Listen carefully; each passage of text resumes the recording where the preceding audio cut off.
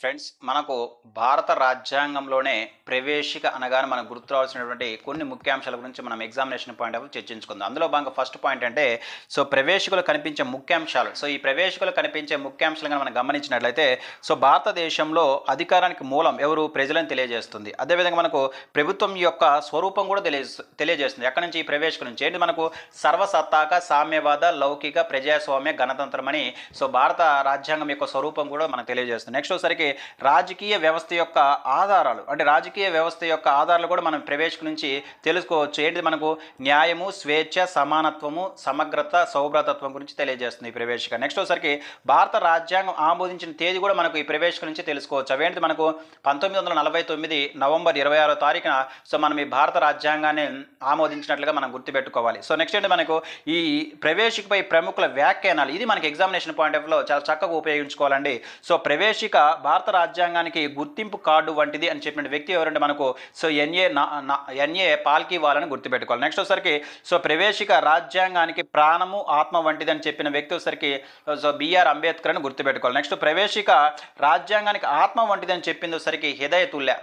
ఆత్మ ప్రాణం అని చెప్పిన వ్యక్తి వచ్చరికి మనకి బిఆర్ అంబేద్కర్. అదేవిధంగా ఆత్మ అని చెప్పిన వ్యక్తి ఎవరంటే మనకు హిదయతుల్లని గుర్తుపెట్టుకోవాలి. నెక్స్ట్ వచ్చరికి ప్రవేశిక భారత రాజ్యాంగానికి కీ నోట్ వంటిదని చెప్పిన వ్యక్తి వచ్చరికి మనకు ఎర్నెస్ట్ బార్కర్ అని గుర్తుపెట్టుకోవాలి. నెక్స్ట్ క్వశ్చన్ నెక్స్ట్ పాయింట్ కానీ గమనించినట్లయితే ప్రవేశిక భారత జాతి చక్రంగా అన్నవారు ఎవరు? అంటే ఎవరు? మనకి ఇక్కడ కేఏ మున్షిని గుర్తుపెట్టుకోవాల్సినటువంటి అవసరం ఇక్కడ అంతైనా ఉంది. నెక్స్ట్ పాయింట్ గమనించినట్లయితే రాజ్యాంగ ప్రవేశిక రాజ్యాంగానికి ప్రాణము, మూలము, తాళము,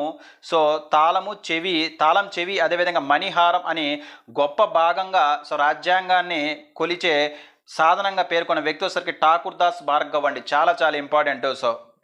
రాజ్యాంగ ప్రవేశికను రాజ్యాంగానికి ప్రాణము, మూలము, తాళం చెవి, మణిహారం అతి గొప్ప భాగం రాజ్యాంగ కొలిచే సాధనంగా పేర్కొన్న వ్యక్తి ఎవరంటే మనకు ఠాకూర్ దాస్ భార్గవ్ అని గుర్తుపెట్టుకోవాలి. చాలా చాలా ఇంపార్టెంట్.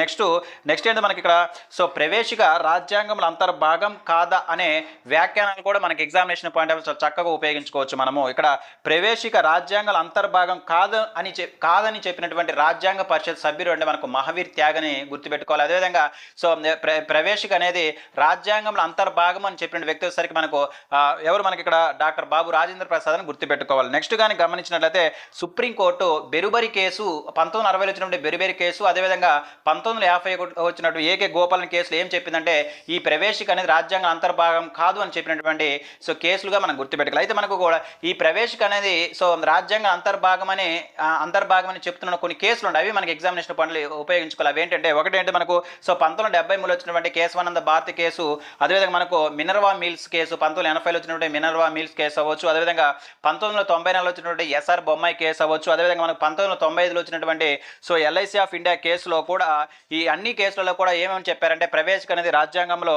అంతర్భాగమని చెప్పినటువంటి కేసుగా మనం ఎగ్జామినేషన్ పాయింట్ ఆఫ్ లో గుర్తుపెట్టుకోవాలి. ఇవి మనకు ఈ ప్రవేశిక సంబంధించి కొన్ని ముఖ్యమైన అంశాలు. Thank you.